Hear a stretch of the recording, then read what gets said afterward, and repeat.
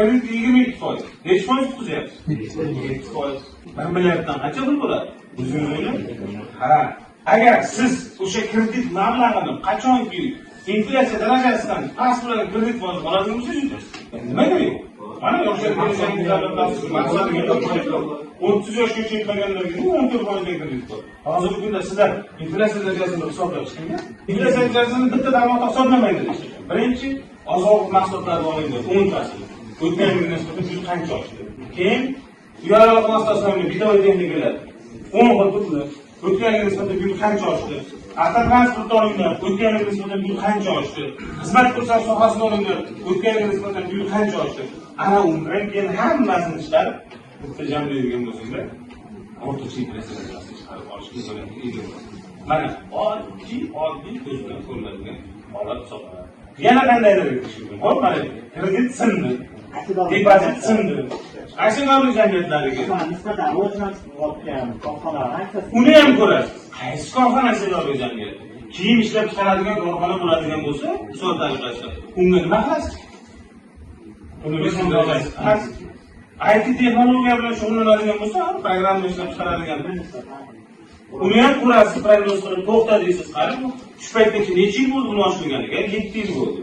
7 yilda qancha moliyaviy mablag'ga ega bo'ldi? Nechta proyekt chiqardi? Nima ishlarni amalga oshirdi? Qanday voqea hodisalarga erishdi bu? Dunyoning qaysi bozorlarida qanday o'zini ko'rsata oldi? Ana o'shandagina sizda bir hisob-kitob bo'ladi. Bo'lmasa yo'q. Mashina ishlab chiqaradigan zavod bo'ladi. Uyalari vosita ishlab chiqaradigan zavod bo'ladi. Farqi yo'q. Misol tariqasidan oddiy Samsung, bozorda Apple, Mi degan kompaniya kirib kelgandan keyin iPhone nima qildi? O'zini auditoriyasiga ega bo'ladigan darajadagi mahsulot ishlab chiqardi. Mahsulotni nimasini, kolleksiyasi. Samsung nima qildi? Midan o'g'irladi. S degan bilan A degan ishlab chiqardi. Mana maqsad nima bo'ladi? Bu iPhone ham politikasini qo'ydi. Mini ham politikasini qo'ydi. Mini bilan tenglashadigan Samsungning modellarini ishlab chiqardi. iPhone bilan tenglashadigan modellarni ishlab chiqardi. Maqsad moliyaviy mablag'ga ega bo'lish. Nima farqi bor? Bozorda sariq tuxum sotdimi? Qora tuxum sotdimi? Sariq tuxum sotish kerak. Muhimi sotish kerak. Egallash kerak. Konditsiyoni o'sha. Mana bu telefondan ham $100 daromad topadi. Bu telefondan ham $100 daromad topadi. Ta'tilga. To'g'rimi? Buni tannarxi $500. Ketgan xarajati $400. Buni tannarxi $50, tannarxi $150, ketgan xarajati $50. Bu ham $100, bu ham $100. Buni ham o'zini bozori bor, $150 bo'ladigan telefonni, buni ham o'zini bozori bor, $500 bo'ladigan telefon. Maqsad bozorda egallash bo'ldi. Mana moliyaviy munosabatga qanday kirishgan. Xuddi sizlar xuddi shunday qilishingiz kerak. Moliyaviy munosabatga kirish uchun u kim bo'lishini qat'iy nazar, qaysi soha bo'lishini qat'iy nazar. U men yangidan ishlab chiqaryapman deb turib, misol agrar universitet qishloq xo'jaligi sohasiga moslashtirganmiz-ku. Yangidan ishlab chiqaryapman deb pul bilan yangidan ishlab chiqardida, uni olib chiqib bozorda sota olmasa, u yangidan nima o'zini? Nima maqsad ishlab chiqarish? O'zini o'zi qoplamagandan keyin. Bitta daraxt o'ylab topyapti-da, u daraxt olyapti, uni o'sishi, uni ketadigan xarajati, uni keyin ertaga effektivlik darajasi. Chiroyligi deymiz bilan, egzotik turishi boshqasi, effektivlik. Nimaga maqsadiy darajasi bo'lmi? Hozir mana moliyaviy munosabatning haqiqiy holatini biz qayerda ko'rishimiz mumkin? Endi sizga avtomobil kerak bo'lib qoldi, uni sotib olish kerakmi yoki shunchaki ijaraga olish yaxshimi, ma'qulmi? Sotib olgan yaxshi. Qanchalik kerakligiga to'g'ri. Avtotransport vositasi sizning hayotingizda qanchalik muhim? Agar siz bir kunda ertalab uyqudan turdingiz, institutga keldingiz, yana institutdan qaytib uyga keldingiz. Birinchidan qizdirasiz. Qizdirgan benziningizga kelishingizni o'ldirasiz. Institutga qo'ydingizda avvalga qaytish qizdiradigan benziningizga ketishingizni o'ldirasiz. Bitta balans berdi. O'rtada qoladi. Parkovkaga kirasiz, pul berasiz. Shina ketadi, amortizatsiya ketadi. Ishtirokga tushishingiz mumkin. Bunisi atrofingizda o'rtoqlaringiz shu meni olib ketdi. Yurib ketishdan keyin shu mana sizda qo'shimcha xarajatlar. Agarki ikkinchi tarafdan siz ertalabdan turib institutga keldingiz, institutdan chiqib bu korxonaga borishingiz kerak, undan chiqib olib bu korxonaga, bundan bu korxonaga borib, bir kunda yo'l xarajatingiz o'zi 200-300 ming tashkil qilyapti. Siz solishtirasiz, balans berdirasiz. men shu 200-300 ming, bir oyda 6 million bo'ladi. Bir yilda 72 million pul bo'ladi. Endi o'sha transport vositasiga bir yilda siz 20 million xarajat qilasiz. Amortizatsiya holatidan 50 million ketyapti. 25 million, 22 million siz foydada o'tiribsiz. Demak, ikkinchi tarafdan sizga yaxshi. Mana aytdimku, o'sha nimaki qilmoqchi bo'lsangiz, siz avvalambor o'sha narsani effektivlik darajasi, naflilik darajasi qanchalik yuqori ekanligini o'rganib, ana undan keyin siz qadam bosadigan bo'lsangiz, shunda sizda o'sha maqsadli hududlar shakllanadi. Bugun siz katta korxonaning rahbarisiz. Eski telefon ishlatsangiz, analar aytadi. Shunday video deydi. Atrofimizdagi anularingizda qo'ylaringizni yurib yo'q. Hamkorlaringiz deymiz, ha? Hamkasblaringiz. Oy bir yilda 2 million dollar pul topadigan odam Jentrada bor aeroportdan hamkorlarimiz bo'lsa, bu statusga shunday ta'sir qiladi. Ha. Shunday ta'sir qiladi. Lekin siz o'z bir yilda 100 ming dollar pul topasiz, 150 ming dollar pul to'ladigan bo'lsangiz, o'zing statusingizga ta'sir ko'rsatadi. Chunki ular savol beradi. Bu mablag'i bir yilda 150 ming dollar pul bo'lsa, Lenovo mashinasi 100 ming dollar pul bo'lsa, demak, buning maqsadi korxonaning kelajakda damlashib faoliyatini kengaytirish emas. Buning maqsadi tekushi hozirgi kundagi o'rnida nima deydi, kerak emas bo'lgan xarajatlarga moliyaviy harakat qiladigan odam ekan deydi. Sizdan sekinga chetish. Pul boqayda naqsini qoldirib oldi. O'shanaqa odam ekan deydi. Bu korxona faoliyatini kengaytirish uchun harakat qiladigan tadbirkorlik subyekti emas ekan deb sirasi sho'rdirsa sizga baho beradi. Mana ko'rdingizmi, moliya hammasini moliya o'zining xarakteriga bilan ko'rsatyaptimi? Ha? Mashina olsangiz ham, mashina olmasangiz ham, ko'chada yursangiz ham, yurmasangiz ham o'zining xarakteriga bilan ko'rsatyapti. Mana bu o'sha zamonaviy moliyaning hozirgi kundagi biz o'rganishimiz kerak bo'ladigan tarmoqlardan biri hisoblanadi. Endi zamonaviy moliyani o'rganish sabablari nima uchun kerak deymiz? Biz o'sha o'z umuman va yuqorida o'sha dars boshlanganda birinchi pul kim pul bilan gaplasha oladi degan savolni berishimda sabablardan biri xuddi shunaqa deydilar. Bu o'sha o'z pul mablag'larini samarali foydalanish. Siz o'sha o'zingizning moliyaviy mablag'ingizdan maksimal darajada Coca-Cola zavodini nima uchun sotib keltirdi? Coca-Cola zavod 1600 deganda o'sha moliyaviy mablag'ga erishgan bo'lsa, hozirgi kunda mana zamonaviy bo'lgan ham ko'rishlaydi. Qaysi milliarderda, qaysi bankda yoki qaysi uyda, omborda yoki ulusda milliard pul ko'rinishidagi moliyaviy mablag'lar bor. Qog'oz shaklida.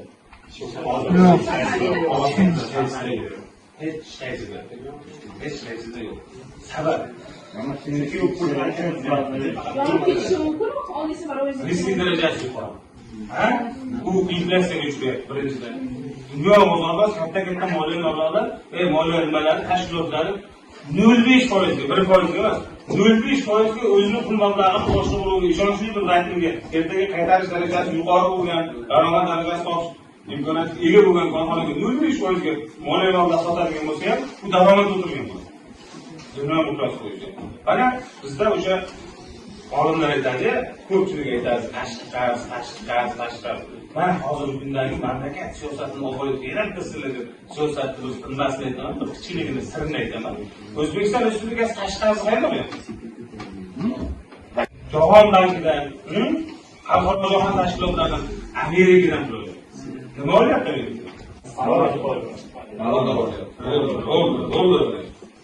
Nimani olib qo'yib qo'yadi? Tillani zavod qo'yadi. Mamlakatda o'zini ishlab chiqargan tillasini zavodga qo'yayapti, borib pul olyapti. O'zbekiston tashqi qarz.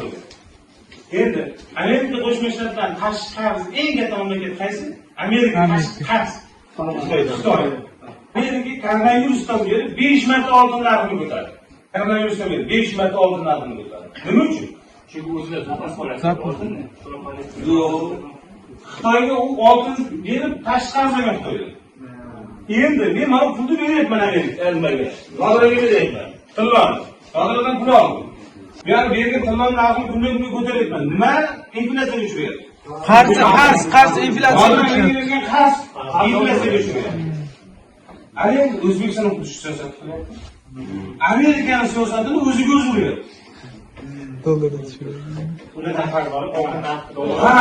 Endi biz o'sha ma'lum bir miqdorda borib 10 tonna oltinni qo'yganimizda 20 qop pul olib kelganmiz. Hozir 10 tonna oltinimiz o'sha 25 qop pul bo'ladi. Ya'ni 2 tutib 30 qop pul bo'ladi. Mana ko'ryapsizmi? Ana endi biz tashqarisi olyapmiz. Tashqarisini nimaga ishlatyapmiz? Qurilishga ishlatyapmiz, nimaga ishlatyapmiz? Asosiy olib kelinadigan mahsulotimiz qayerdan kelyapti? Xitoydan kelyapti. Xitoy nimaga kurashyapti hozir? Dollarga qarshi. Dollarga inflyatsiyaga uchrash. Ana endi qarang, oddiy munosabat ko'ryapsizmi? Oddiy moliyaviy munosabat qarang. Biz uchun bu narsa Mana endi iqtisodchi omillar uchun shunday narsada. Endi tashqarisi Amerikadan olyapmiz. Savdo masalalarini Xitoydan qilyapmiz. O'rtada nima qilyapmiz? Hojiboy Rahmat aytgandek, Kamasovni ikkita nima xuddi shuni biz qilyapmiz. Ana mamlakat ovoraga so'z qilyapti. Xudoimizdan nurni oshib ketyapti. Qarzimizga ijobiy ta'sir ko'rsatyapti. Bosh natijasida pul massasi deymiz-ku, pul emissiyasi deymiz. Mana shu o'rtasidagi tafovutni biz kengaytiryapmiz. Natijada foyda qilyapmiz. Mana tashqari. Dunyoda olimlar aytadi, moliya bo'lsa, iqtisodchi olimlar aytadi. Mana shu shunday bo'ladigan bo'lsa, mana shu qator bo'ladigan bo'lsa, 3 ta iqtisodchi olim aytadi. Oyda deydi. Tashqi qarzga olish imkoniyati bo'ladigan bo'lsa, oyda qarzga olmaydi. Masalan, oyda turgan. Boshqa oy yo'q. Bu oyda qarz olganimizdan keyin bu oy kundan kunga boshqa oladigan odamlar ham paydo bo'ladi bu oy. Biz 10 so'm bo'lgan oyimizni ertaga 1,5 ming so'mga sotishimiz mumkin.